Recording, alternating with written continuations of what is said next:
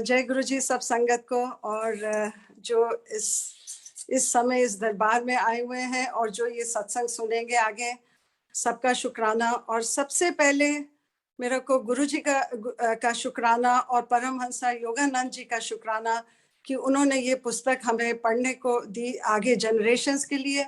और गुरु जी ने जो इस जर्नी में मेरी मदद करी और मुझे पढ़वाने में और अपने उनके बारे में जानने के लिए इस पुस्तक से मैंने जाना जो हमारे गुरुजी महाराज क्या हैं। अब देखिए, जब मैं गुरुजी से 4 साल पहले जुड़ी और मेरे को फर्स्ट ईयर में बहुत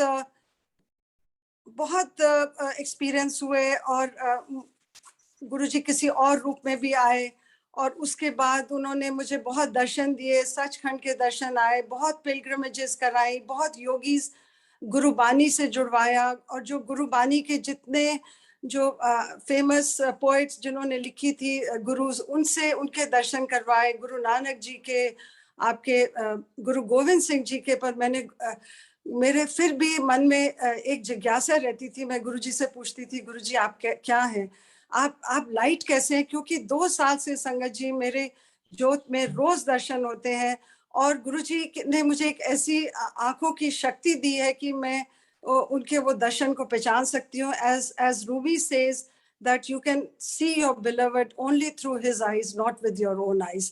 और जो उन्होंने सत्संग की मुझे सेवा दी है वो भी मेरे कंठ में आते हैं और मैं जब बोलती हूँ मुझे नहीं पता लगता कि मैं क्या बोल रही हूँ और ये गुरुजी मेरे कंठ में विराजमान है। तो ये जो मेरी जिज्ञासा थी ये बहुत बढ़ती गई कि गुरुजी आप लाइट कैसे हैं, क्योंकि रोज आप दर्शन देते हैं, आप कैसे किसी रूप में आ जाते हैं। फिर हम सुनते हैं कि गुरुजी के साथ सोल का रिश्ता है। तो देखिए, ये मेरा जैसा जो मूर्ख था, मैं और गुरुजी को मैं पूछती थी कि सोल क्या होती है, सोल कहाँ जाती है। And as the guru says, those who know me never die, you know, वो हमारी जर्नी सोल की चलती रहती है। एज गुरुजी यूज्ड टू से कि मैं आपकी सोल को देखता हूँ, ना कि आप कौन है। तो ये मेरी इतनी जिज्ञासा बढ़ी। तो मैंने एक सत्संग सुने थे कि गुरुजी कहते थे जब आप ऑटोबायोग्राफी ऑफ अ योगी पढ़ोगे तब आप जानोगे कि मैं क्या हूँ। और अभी आपको मैं हार्ड मास का इंसान नजर आता हूँ, but when I go you will know कि मैं क्या था। और एक बहुत पुरानी संगत है आंटी, उन्होंने भी एक अपने सत्संग में बोला था कि जलंधर के मंदिर में एक कोई एक यंग से एक लड़के आए और गुरुजी के पास आके बैठ गए। तो कहती है गुरुजी से बात करते रहे और गुरुजी ने उतार के अपनी माला उनको दे दी। तो कहते हैं हमने उनको कहा कि गुरुजी आपने तो ये नया आया जना और आपने उतार के अपनी माला दे दी, हम तो, हमारे को तो आप देते नहीं हो। तो गुरुजी ने कहा कि पता है कौन सी ऑटोबायोग्राफी दा वो योगी सी। तो कहते हैं हम हैरान रह गए। उन्होंने पूछा कि कितने साल का लगता था, तो कहते हैं हमने कहा 25-26 साल का। तो गुरुजी ने कहा नहीं, ये वो योगी था। आप देखिए कि ये जो बुक है, अब मैं ये जो बुक थी ये लास्ट ईयर जनवरी फरवरी में एक प्लेटफॉर्म में, जो बुक रीडिंग का प्लेटफॉर्म है, उसमें ये बुक स्टार्ट हुई। और मेरे को जो कोऑर्डिनेटर थी उन्होंने बोला आंटी आप ज्वाइन करो। ये पुरानी संगत, वेरी ब्लेस्ड संगत, अनीता कुमार आंटी। और उसके बाद ये हिंदी में अर्चना श्रीवास्तव आंटी ने पढ़ी। जो ये किताब जो है ये पढ़ना इटसेल्फ इज वेरी चैलेंजिंग, क्योंकि ये बहुत प्यारी पुस्तक और कठिन पुस्तक है। और इसको समझना, इसकी फीलिंग्स को कम अक्रॉस करना जो लोग सुन रहे हैं, that itself is a task. वो सिर्फ आप गुरुजी की ब्लेसिंग के अगर आपके ऊपर होएगी तभी आप ये बुक पढ़ सकते हो। और वो दोनों जो ब्लेस संगत है उन्होंने बहुत ब्यूटीफुली पढ़ी। और देखिए, मैं फर्स्ट डे बैठी तो मेरे को लगा कि मैं शायद पता नहीं पूरा ये सुन पाऊंगी क्या नहीं सुन पाऊंगी। आप देखिए, उस दिन शाम को गुरुजी ने मेरी ज्योत के ऊपर ब्यूटीफुल दर्शन दिए, जिसमें योगी माउंटेन में बैठा हुआ है। गुरुजी का, उनके अंदर गुरुजी और बहुत सारे उन्होंने योगीज दिखाए। तो दैट मेड मी थिंक कि क्या Guruji what is he trying to indicate to me. और अब मैंने सोचा, और क्योंकि बुद्धि भी वही देखते हैं, दृष्टि भी वही देते हैं और सोझी भी वही डालते हैं, तो मैंने अगले दिन जो कोऑर्डिनेटर थे उनको ये बोला कि आप मुझे अगर 10 मिनट का वंस अ वीक टाइम देंगे तो मैं उसके ऊपर, ये बुक के ऊपर जितने चैप्टर्स पढ़े गए हैं उसके ऊपर मैं साइनॉप्सिस करना चाहती हूँ। और उन्होंने कहा कि अच्छा हम पूछ के बताते हैं, and they gave me 10 minutes and they said कि आप 10 मिनट्स में करिए। और संगत जी ये देखिए, ये गुरु जी की लीला थी, because he wanted me to read that book. और शायद मैं उस प्लेटफॉर्म पे बैठती और इस बुक को सिर्फ सुनती तो ये बुक मेरे कान से माइंड में सिर्फ 10% जाती। और ये देखिए गुरु जी की लीला थी, because he wanted me to know who he is. And उसके बाद जो वो एक हफ्ते में 8-9 चैप्टर्स होते थे, और वो जो 8-9 चैप्टर्स मैंने 10 मिनट में उसका साइनॉप्सिस करने के लिए, I savored that book and I took out the main points of those chapters. And उसमें मैंने समझा कि गुरुजी समझने, मेरी उनकी जर्नी स्टार्ट हुई कि गुरुजी क्या है। अब आप देखिए, पहले मैं उस बुक के अपनी जर्नी को बताने से पहले I want to talk little about the book, कि व्हाट इज दिस बुक। अब ये जो बुक है ये परमहंस योगानंद ने लिखी है, और जो उनकी लाइफ में, it's a book about yogis. जो उनकी लाइफ में 10-11 योगीज आए, जो उनकी लाइफ में उन्होंने बहुत ब्लेसिंग्स देखी, कि कोई योगी है कि जो किसी भी रूप में आ सकते हैं। उन्होंने रिसरेक्शन देखी, डेथ, कोई इंसान चला गया है उसको जीते हुए देखा, कोई है जो कितने दिनों तक खाना ही नहीं खाता है, कोई है कि कितने दिनों तक सोता ही नहीं है।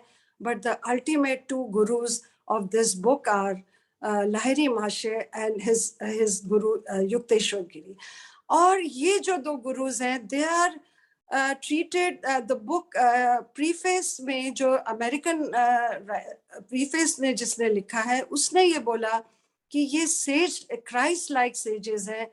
और आपके इंडिया में आप अपने गुरुओं के बारे में बोलते नहीं है, कहते very little is written about these books. अगर ये आप इस किताब, इन सेजेस के बारे में बताएंगे तो आप समझेंगे कि ये जैसे जीसस क्राइस्ट न्यूयॉर्क की सड़क पे चल रहे हैं, वो इफेक्ट होएगा जो हिंदुस्तान में होगा, because India is full of spiritual wealth जो आप लोग शेयर नहीं करते हैं। उसके बाद देखिए, ये जो 2 गुरुज हैं, मेन जो लाहिरी माशे हैं, आप, ही इज इटर्नल गुरु, और उनके गुरु थे अवतारी बाबा, जो आज भी इनविजिबल फॉर्म में कहीं होते हैं और कहीं भी नजर आ सकते हैं। और Lahiri Mahasaya and Yukteswar Giri, when you read about their character, about their teachings, आप ये, मैंने जब ये किताब में पढ़ा, मुझे लगा कि ये सब हमारे गुरुजी के अंदर है। आप देखिए इतने बड़े बड़े gurus, I felt that they are all residing in Guruji. So this was my the initial doing synopsis. मेरे को ये पता लगा, और ये मैंने तब जाना कि ये गुरुजी की लीला थी कि ये साइनॉप्सिस क्यों मुझे दिया गया। ये मुझे नहीं पता कि ये साइनॉप्सिस से किसको कितना, किसने सुना, कितनी हेल्प हुई, बट मेरी जर्नी के लिए ये बहुत बड़ी गुरुजी को जानने की जर्नी थी। अब देखिए, इसमें जो ये किताब है, ये it is almost written 80 years back, but it is timeless and timely. Timeless कैसे है कि जो इसमें, ये आज भी जो आप किताब पढ़ते हैं तो आपको लगता है कि ये आज की लिखी हुई किताब है। It is and it will remain timeless for generations to come. And the other thing is it is timely. Timely means जब आप इसको पढ़ना शुरू करेंगे तो that is your time. और ये आपको गुरुजी इसीलिए कहते थे, that is why I used to say कि आप पढ़ो, because वो चाहते थे कि हम जो संगत है वो जाने कि हमारे गुरुजी क्या है। एंड इसकी बात क्या है कि this book reveals the depth of human mind, heart, spiritual wealth of India. It uplifts human consciousness. क्या मतलब है कि ये पुस्तक हमारे हिंदू धर्म, सनातन धर्म, मन, हृदय की गहराई और भारतवर्ष की आध्यात्मिक और आत्मिक संपदा को प्रकट करती है, और ये हमारी चेतना और जिज्ञासा को जगाती है। क्योंकि ये जो किताब है, जब आप गुरुजी के भक्त होंगे, you will be able to connect with every word of this book. और जो एक एज अ नॉर्मल पर्सन जो ये किताब पढ़ता है, या कोई साइंटिस्ट पढ़ेगा या कोई और पढ़ेगा, they will always ask questions कि ये कैसे हो सकता है, क्योंकि it goes against the logic, against the science. कि इसमें देखिए कि गुरु के एक शिष्य है उसकी डेथ हो जाती है और एक दिन के बाद गुरु उसको जीवित करते हैं। और गुरु जो इस बुक में जो युक्तेश्वर गिरी है वो अपना शरीर छोड़ देते हैं, उनकी चिता जला दी जाती है और वो परमहंस नंदा जी के सामने बैठ आते हैं। एंड वो परमहंस उनको छूते हैं और कहते हैं कि मैंने तो आपको जला दिया था, आप कैसे आ गए? एंड ही क्राइज एंड उनके गले में हाथ डालते हैं कि मैंने तो सोचा आप चले गए थे और आप तो मेरे सामने। Then he tells about the spirit astral world. So this book is very important for our journey to know what Guruji is. उसके बाद देखिए ये जो किताब है ये अमेरिका में ये it comes in 100 spiritual books of 20th century और it is the most shared book. America में ये सबसे ज्यादा ये बुक शेयर्ड है और इसके बारे में गांधी जी ने, साइंटिस्ट ने, बहुत लोगों ने बोला है। और ये जो देखिए स्टीव जॉब हैं जो एप्पल जिन्होंने ये, मैं आईफोन के ऊपर ये सत्संग कर रही हूँ, जिन्होंने ये आईफोन बनाया, see when this was the only book which was on his iPad, and he used to read this book once a month, I think once a month or once a year. I'm little confused about that. And before dying, उनकी जो memorial वो लिख के गए थे, बोल के गए थे, उनकी मेमोरियल सर्विस में जितने भी मेंबर्स आए थे उनको सबको ये रिटर्न गिफ्ट में ये ऑटोबायोग्राफी ऑफ योगी दी गई थी. So this book is so divine and we are blessed that we have found a guru who is, जितने इस बुक में गुरुज हैं, our guru is, सारे गुरुज उनके अंदर हैं. So how blessed we are. आप देखिए योगी को परमहंस योगानंदा ने क्रिया योगा मेडिटेशन के थ्रू अपने गुरुओं को पाया और हम जैसे लोग जिन्होंने बहुत कोई पिछले जन्म के अच्छे कर्म करे हैं, that we have found a guru without doing any effort. So this book is that way very, very important to me. And the main experiences, there are 3 or 4 main experiences which I got from this book. And ये जो 3 experience है इसमें, ये book के भी बहुत बड़े experience लिखे गए हैं जो परमहंसा जी ने, ये जो 3 एक्सपीरियंसेस जो मैं आपको बताने जा रही हूँ, ये उनकी बुक में भी बहुत इलेबोरेटली और बहुत ब्यूटीफुली एक्सप्लेन किए हैं. जो गुरु जी ने, being a practical Guru, he gave me all those 3 experiences. And the more I think about it, the more it delves into my mind, and I feel that I'm truly, truly blessed कि एक परमहंसा के जो experiences हैं वो गुरुजी ने he's chosen me to give, to experience those experiences. So I tell you what are these. The first is yogi darshan. You see, जब परमहंसा छोटे थे, so he had this prenomination कि वो पिछले जन्म में योगी थे, and he could see his future.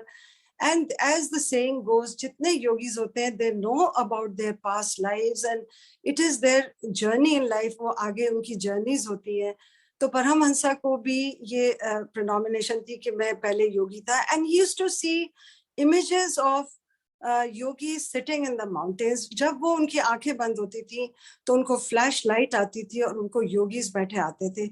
आप देखिए गुरुजी ने मुझे वो ही दर्शन लाइट के अंदर, first day when I started this book reading में मैं बैठी हूँ, गुरुजी ने मुझे बहुत क्लियर दर्शन योगीज के दिए. और संगत जी, आज भी जहाँ मैं बैठी हूँ पीछे मेरे सुबह दर्शन आए हैं.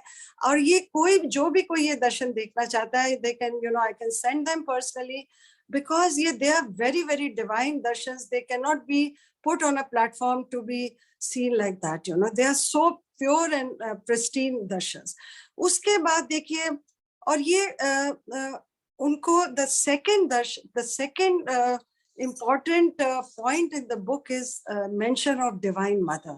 Being a Bengali, he was very attached to Kali Ma because she is a deity of Bengal. And in most of the chapters, he has mentioned, meditate on Kali Ma. If he was in trouble, he used to pray to Kali Ma. And, he used to say that the prayers to her can fulfill all your wishes.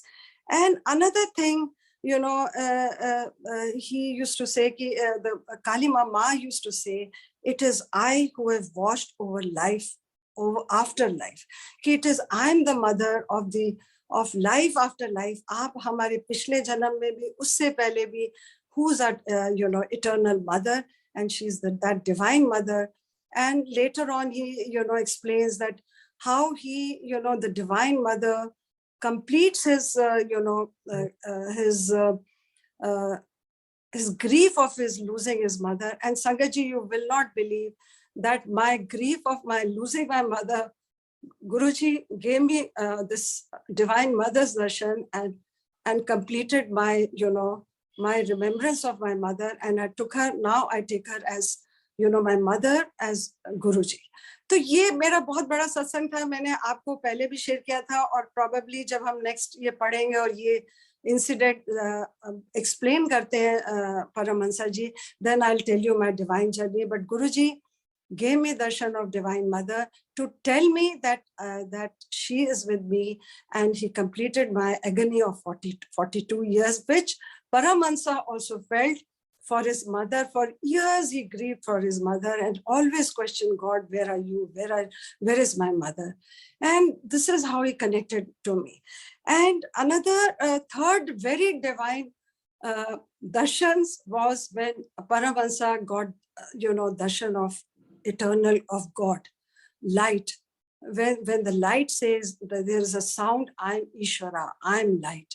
And Sangatji, while I was writing these darshans for my synopsis, Guruji right in front of me in my jyot was giving me darshan. Unki light itni uchi hogi, and in those lights I could see him sitting, and then he showed me ब्रह्मांड in him.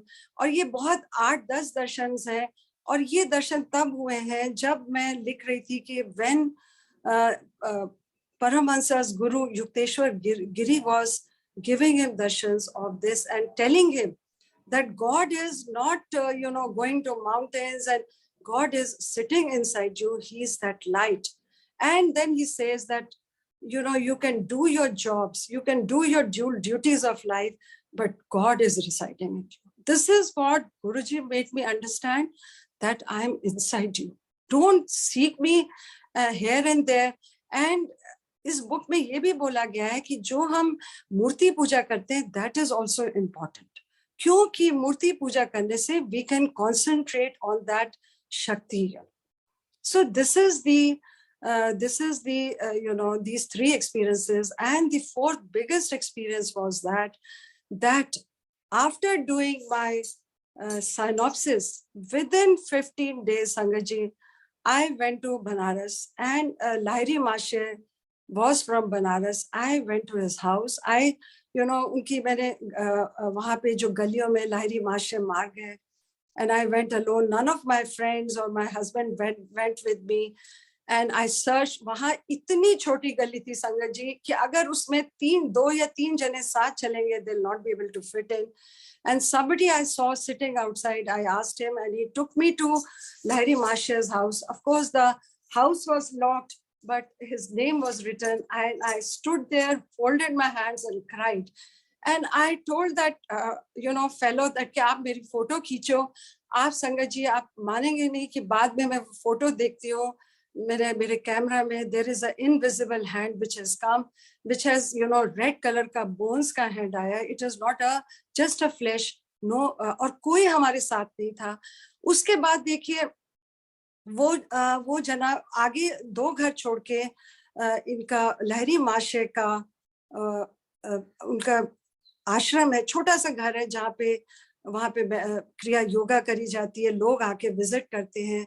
और वहाँ पे उनका मंदिर बना हुआ है जहाँ पे लाहिरी माशे का और युक्तेश्वर गिरी और अवतारी बाबा का मंदिर बना हुआ है. और वो शिवलिंग पड़ा हुआ है जो जिससे ये लाहिरी माशे और युक्तेश्वर गिरी पूजा करते थे. और उन्होंने जो वहाँ के सेवादार थे, उन्होंने मुझे बोला कि आप ये इस शिवलिंग के अंदर अपना सर डालिए और इसकी शिवलिंग की और इस मंदिर की सब मिट्टी आपको ब्लेस करेगी।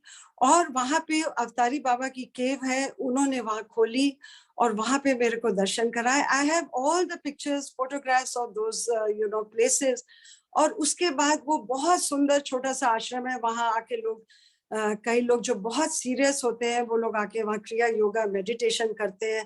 और आई थिंक उनके ग्रेट ग्रैंडसन चला रहे हैं, और वो कलकत्ता से आते हैं और वो चलाते हैं। अब देखिए, मैंने क्रिया योगा नहीं सीखी, मुझे क्रिया योगा नहीं पता, which is deep meditation, but Guruji took me to this divine journey. और ये जो वहां पर देखिए आइंस्टाइन की इनकी लहरी माशे की और योगानंदा जी की मदर की, लहरी माशे की मदर की फोटो लगी हुई है, बहुत अच्छा दरबार है। उसके बाद देखिए अब this is my experiences on autobiography, and autobiography में भी यही 3 मेन एक्सपीरियंसेस हैं जो परमहंस योगानंदा जी ने बहुत एक्सप्लेन करके बताए हैं। और एक उन्होंने एस्ट्रल वर्ल्ड का बताया कि हमारी सोल जर्नी कहाँ जाती है, सोल्स कहाँ जाती है, it is a very difficult chapter, which अगर आप लोग को आगे अगर मुझे मौका मिला तो मैं इसको भी शेयर करूंगी। आप I'll talk about little about the book, because मैं 2-3 जो शुरू के चैप्टर्स है ये बहुत इंटरेस्टिंग है और बहुत नॉलेजेबल है, और सबके बीच में मैसेजेस भी हैं और इजी भी है पढ़ने में।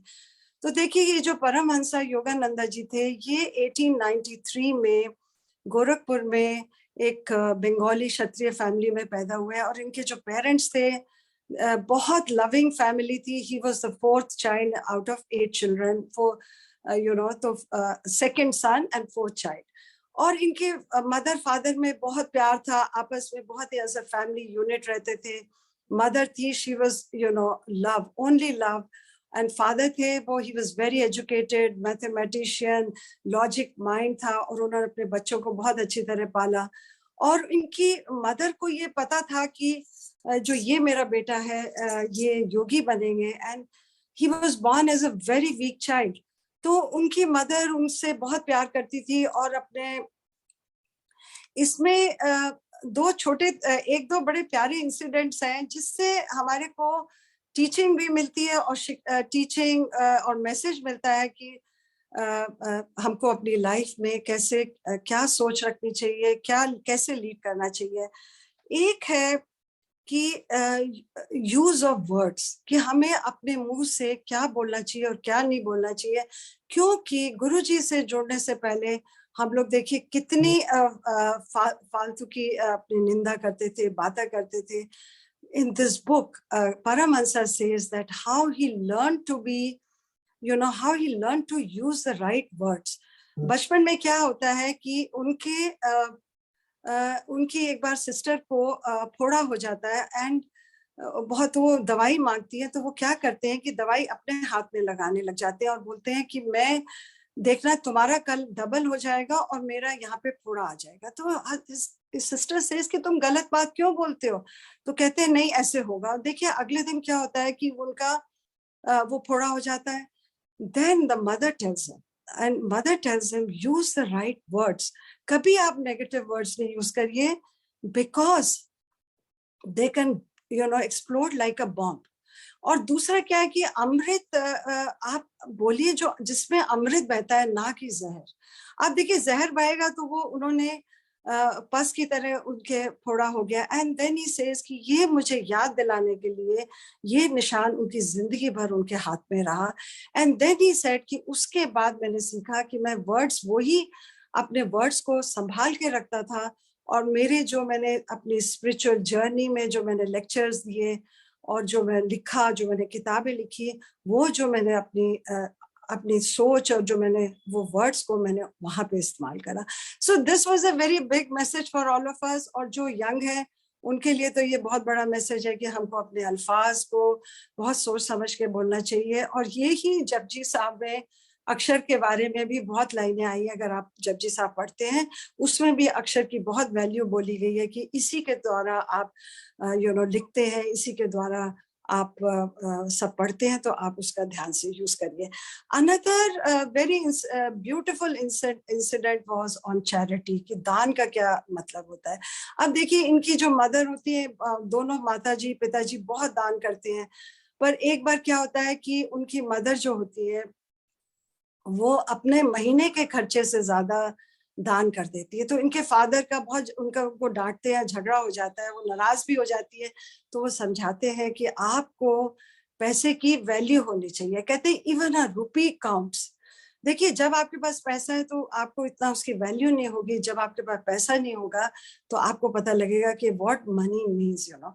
देन ही टेल्स हर कि जब वो छोटे थे तो उनके फादर ग्रैंडफादर की डेथ हो गई थी, and he was very poor. और वो इनके फादर पैदल स्कूल जाते थे और एक केला खा के सुबह जाते थे, and used to remain hungry and school पढ़ने जाते थे because he had no money.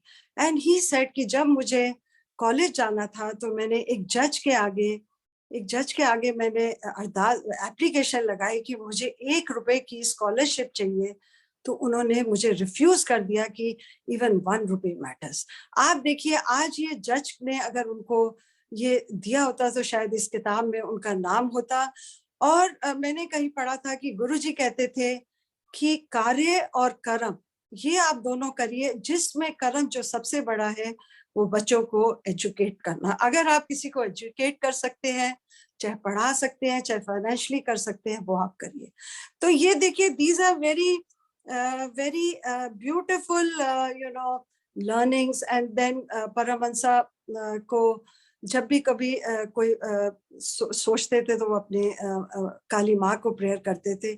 अब देखिए जो यहाँ पे इस बुक में इस चैप्टर में लाहिरी माशे आते हैं। अब आप देखिए संगत जी, जब आप लाहिरी माशे के बारे में सुनेंगे तो आप कहेंगे कि ये गुरुजी है। आपको जब मैं जैसे आपको लाहिरी माशे के बारे में बताती जाऊंगी तो आपको उनसे इतना प्यार हो जाएगा और आप उनको सिर्फ आपको गुरुजी उसमें नजर आएंगे। आप देखिए कि ये परम हंसा के पिताजी माताजी के गुरु थे। He was the first Guru to teach क्रिया योगा। आप देखिए कैसे उनको ये गुरु मिले। अब इस किताब में ये लिखा है कि गुरु जो है आपको कब मिलना है, ये आपकी लिखा हुआ है। कहते हैं even if you are at the end of the earth, अगर आप धरती के कोने में भी खड़े हैं, आपको अगर गुरु ने आपका हाथ थामना है, he will come to you. And this is how I will explain कि आपको बड़ा ब्यूटीफुल इंसिडेंट है कि इनके पेरेंट्स को लाहिरी माशे कैसे मिले। तो ये जो इनके फादर थे, परमहंसा के फादर थे, उनको वो रेलवेज में काम करते थे, बड़े सीनियर थे। तो उनको एक दिन उनका कुलीग आके कहता है कि मुझे छुट्टी चाहिए, मुझे बनारस जाना है अपने कुलीग के पास, अपने गुरु के पास। तो वो बहुत डांटते हैं कि तुमको काम करो, तुमको यंग एज में तुमको गुरुओं के चक्कर में पड़े हो, तुम फैनेटिक हो, और गुस्सा करते हैं। तो उसके बाद उनको छुट्टी नहीं देते हैं। तो एक दिन वो ऑफिस जा रहे होते हैं अपनी बग्गी गाड़ी में, तो ये जो कुलीग होते हैं ये देखिए वो पैदल चल रहे होते हैं, तो उनको देखा नहीं जाता, वो भी उतर के उनके साथ पैदल जाते हैं। तो वो खेतों में से जा रहे होते हैं तो देखते हैं कि वहां पर इनके कुलीग के गुरु खड़े हुए, लाहिरी माशे सामने खड़े हुए साक्षात। और वो कहते हैं उनका नाम लेके, भागवती तुम क्यों मेरे शिष्य के ऊपर स्ट्रिक्ट हो रहे हो, उसको क्यों नहीं छुट्टी देते हो। तो ये इतना घबरा जाते हैं कि साक्षात वो गुरु का दर्शन करते हैं। और उसके बाद वो अपने कुलीग को कहते हैं कि कल की गाड़ी से हम, मैं और मेरी पत्नी, हम तुम्हारे साथ चलेंगे और हम लाहिरी माशे पे जाएंगे। अब देखिए ये लाहिरी माशे के वहां जाते हैं तो लाहिरी माशे उनको कहते हैं क्यों आगे तुम मेरे शिष्य के से इतने स्ट्रिक्ट थे। तो वो समझ जाते हैं कि उनको ये समझ नहीं आता कि देखिए ये गुरु जो साक्षात जिंदा फैमिली मैन होते थे, ये कैसे वहां पर आ गए। So these are the divinities. और हमारे गुरुजी आप देखिए कि हमने सुना कि देखा है कितनी जगह एक समय में होते थे। मेरे को एक एज अ स्कूटर वाला बन के आके उन्होंने मेरे को पेंडेंट दिया, पेंडेंट कोविड से पहले। तो ये कौन कर सकता है। सो this is how they were initiated into, both the parents initiated into Kriya Yoga and Lahiri माशे। अब मैं लाहिरी माशे के लिए देखिए जब ये परमहंसा तब पैदा नहीं हुए थे, और ये उन्होंने जब पैदा होते ही लहरी माशे लेफ्ट हिज बॉडी। और इनके जो मदर बताती है कि लहरी माशे जो बहुत छोटे थे, ये उनको लेके गई और वो अरदास पीछे बैठी हुई थी और वो अरदास कर रही थी कि ये मुझे लहरी माशे मेरे बच्चे को ब्लेस करें। तो उन्होंने इनकी मदर को बुलाया और इनके बच्चे को परमहंसा योगानंद जी को अपनी गोदी में उठा के कहा कि ये बहुत बड़ा योगी बनेगा, he carry the message of God and he will for generations and और उसके बाद soon he left his body. और आप देखिए कि उसके बाद जो ये जो लहरी माशे थे, अब देखिए एक सिमिलैरिटी यहाँ आती है गुरुजी के साथ, एक और आती है कि लहरी माशे की उनकी फोटो खींचना चाहते हैं, जो उनके शिष्य होते हैं एक ग्रुप फोटोग्राफ खींचना चाहते हैं, तो उनको लहरी माशे को बीच में बिठाते हैं और सब शिष्य उनके साथ और आगे पीछे बैठते हैं, और फोटोग्राफर, एक शिष्य जो बहुत बड़ा एक फोटोग्राफर होता है, वो फोटो खींचता है। जब फोटो को वो साफ करके देखते हैं तो लहरी माशे बीच में होते ही नहीं और बाकी सब होते हैं। तो उनको बहुत हैरानगी होती है, वो कहते हैं मेरे से गलती होगी जिसने फोटो खींची। फिर एक बहुत बड़े फोटोग्राफर होते हैं, वो चैलेंज करते हैं ये कैसे हो सकता है। संगत जी वो 12 प्लेटों में वो खींचते हैं फोटोज, और जब भी वो फोटो को देखते हैं क्लीन करके उसको धो कर देखते हैं तो लहरी माशे नहीं होते हैं। तो ये देखिए, हमने भी सुना है कि गुरुजी कहते थे मेरा फोटोग्राफर आएगा और संगत जी ये मेरे की वो ही खींचेगा, और कोई उनकी फोटोग्राफ नहीं खींच सकता था टिल ही अलाउड। और उसके बाद मेरे पास भी ऐसे एक दर्शन है जिसमें गुरुजी ने दर्शन दिए थे, 6 ब्लैंक के बाद 7वें में दर्शन आया है। I have those with me. अब देखिए, जब उन्होंने फिर लहरी माशे को बहुत रिक्वेस्ट करी कि हमें आपका स्वरूप चाहिए, तो वो अलाउ करते हैं। And then he says what Lahiri Mahasaya says, I am spirit, can your camera capture the omni present invisible. आप देखिए, वो कहते हैं कि मैं ओमनी प्रेजेंट हूँ, सर्वव्यापक हूँ। वो उस सर्वव्यापक आप स्पिरिट की फोटोग्राफ नहीं खींच सकते till he allows, and then he allows them to click that photograph, and this is the only photograph of Lahiri Mashe जो आज तक है, और वो परमहंसा के पास उनकी बुक में भी पब्लिश करी गई है। That is the only picture of Lahiri माशे एवर टेकन। उसके बाद देखिए, ये जो है ये फोटोग्राफ इनके पेरेंट्स, क्योंकि लहरी माशे अपना शरीर छोड़ देते हैं और बहुत इनके शिष्य सब बहुत दुखी होते हैं, रोते हैं कि हमारे गुरु चले गए, हम कैसे आगे करेंगे। जो हम लोग सब सोचते हैं कि हमारे गुरु, जैसे मेरी जैसी संगत जिन्होंने गुरु जी को नहीं देखा। अब आप देखिए कि ये लहरी माशे की जो पिक्चर, जो स्वरूप होता है, वो उनके मंदिर में उनके पेरेंट्स लगाते हैं और रोज उनकी पूजा करते हैं। और लहरी माशे को छोटे होते हैं, उनको नजर आता है कि परमहंसा को नजर आता है कि लहरी माशे अपने स्वरूप में से निकल के आ रहे हैं, लाइट्स निकल रही हैं, उनके निकल के आ रहे हैं, उनके पास बैठ रहे हैं। जैसे ही वो उनके पैर छूने की कोशिश करते हैं तो वो इमेज उनकी वापस अंदर चली जाती है। और धीरे धीरे उनको इतना लहरी माशे से प्यार हो जाता है कि उनको हर समय उनकी शक्ल नजर आती है और उनको लगता है कि he becomes completely totally absorbed in his love like we all are।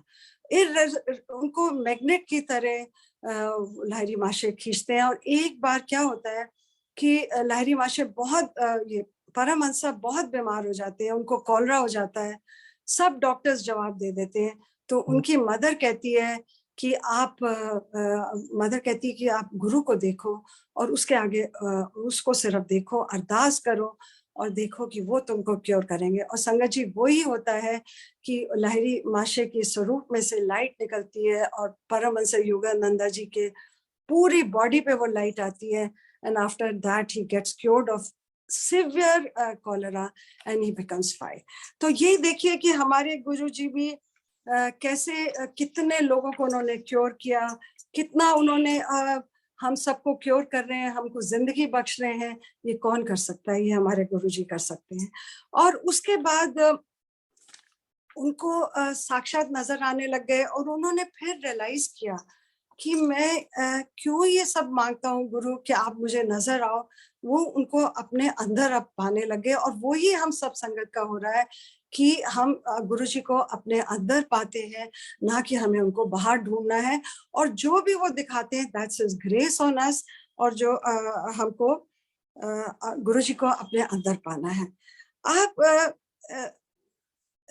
Lahiri Mahasaya said, once said, why view my bones and flesh when I'm spiritual light? Because he was light. And जैसे गुरु जी कहते थे कि मैं तुझे तानू मैं hard Mazda नजर आंदा हूँ, जब मैं चला जाऊंगा तब तुम्हें पता लगेगा कि मैं क्या हूँ. And that was, he was light. And I now realize that Guruji could materialize, dematerialize himself. He was even at that time a light. He was that spirit, he was that light. वो हम लोग के लिए एक शरीर का रूप लेके आए थे, जैसे लाहिरी माशे या युक्तेश्वर गिरी थे. और लाहिरी माशे तो देखिए he had a family, and हमारे गुरुजी ने तो उनकी तो वो भी उन्होंने उनकी नहीं थी family, and he, you know, he guided us. उसके बाद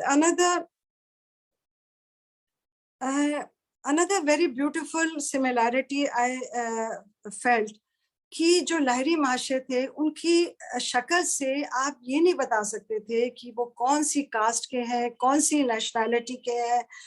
और उनकी आधी आंखें बंद रहती थी, आधी खुली रहती थी, और ऐसे लगता था कि वो आउटर वर्ल्ड को देख रहे हैं. और आप देखिए संगत जी, मैंने तो गुरुजी को साक्षात दर्शन नहीं करे, उनके जो हमने वीडियोस देखे हैं, आप देखिए उनकी आंख जो है आधी खुली होती है, आधी कहाँ होती है ये देखिए, वो किसी और दुनिया में होती है.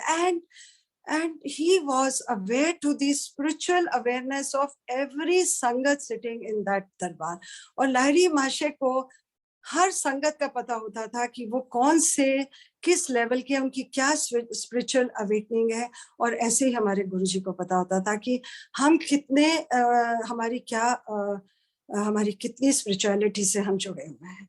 So this was another very big similarity. And जैसे गुरुजी कहते थे कि मुझे नहीं नजर आता कि तुम इंसान, आदमी हो, औरत हो, बच्चा हो, मुझे तुम्हारी स्पिरिट नजर आती है, सोल नजर आती है. And this is what Lahiri महाशय यूज्ड टू से. He was fully, awake to spiritual problems of all seekers who came to him. उनको हर एक संगत की स्पिरिचुअल जो प्रॉब्लम्स थी पता थी. तो ये देखिए कितनी बड़ी सिमिलैरिटीज है. एंड और कहते हैं कि he was temple of living God. Lahiri Mahasaya was temple of living God, and our Guruji was living God and still living God. He is Mahashiv. तो आप देखिए कितनी बड़ी, he is even bigger than, मतलब the biggest God, that is Mahashiv. उसके बाद जो लाहिरी महाशय थे वो बहुत कम बोलते थे. He seldom spoke.